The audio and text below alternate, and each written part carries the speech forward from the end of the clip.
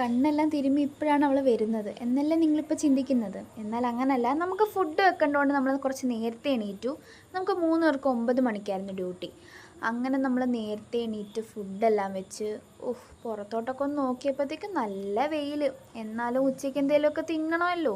അങ്ങനെ നമ്മൾ ചോറും കിഴങ്ങ് മെഴുക്കുവരട്ടി അച്ചാറും കൂടാണ് ഇന്ന് കൊണ്ടുവന്നത്. സാന്ദ്രയുടെ വീട്ടിൽ നിന്ന് വന്നപ്പോഴത്തേക്കും നമുക്ക് അച്ചാർ കൊണ്ടുവന്നായിരുന്നു. അതെല്ലാം എടുത്ത് സെറ്റാക്കി ടിഫിനെല്ലാം കെട്ടിപ്പൂട്ടി വെച്ചു. എന്നാൽ കുളിച്ചിട്ട് വരാമെന്ന് വെച്ച് ഗൈസ് ഞങ്ങൾ കുളിച്ചിട്ട് വന്നു. കുളിയെല്ലാം പാസ്സാക്കി നമ്മൾ ദേ റെഡി ആയിട്ട് ഇങ്ങനെ നിൽക്കുകയാണ്. സാന്ദ്ര എല്ലാം റെഡിയായി, ഞാൻ പകുതിയേ റെഡിയായുള്ളൂ. അതെല്ലാം കഴിഞ്ഞിട്ട് നമ്മൾ ഇറങ്ങി. നമുക്ക് 9 മണിക്കായതുകൊണ്ട് എല്ലാവരും ഒരുമിച്ച് ഇറങ്ങി. ആലിക്ക് 11 മണിക്കായതുകൊണ്ട് സുഖം ഉറക്കം. അങ്ങനെ അവളെ എണീപ്പിച്ച് ഒരു ഹായ് ഒക്കെ പറയിപ്പിച്ച്. സാന്ദ്ര ഭയങ്കര ലേറ്റാണ് ഗൈസ് എന്നാണ് ഞാനിപ്പോൾ അവിടെ പറഞ്ഞത്.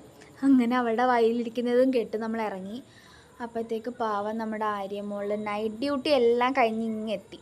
അതെല്ലാം കഴിഞ്ഞ് നമ്മൾ പതുക്കെ ഇങ്ങനെ നടന്ന് വെയിലാണെങ്കിലും കുട എടുക്കണമെന്നാണ് എൻ്റെ ഒരു നിയമം. വെയിലാണെങ്കിലും മഴയാണെങ്കിലും. പക്ഷേ എനിക്ക് മഴയത്ത് കുട ചൂടുന്ന ഇഷ്ടമല്ല, വെയിലത്ത് കുട ചൂടുന്നതാണ് ഇഷ്ടം.